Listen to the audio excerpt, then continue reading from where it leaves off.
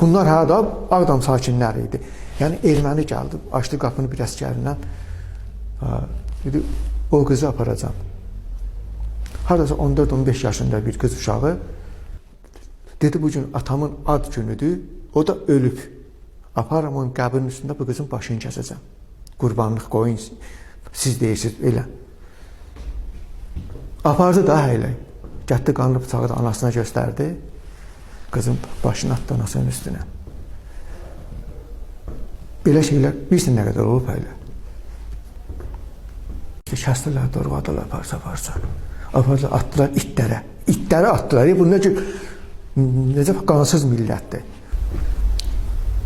2 yaş yarımında qız uşağı idi.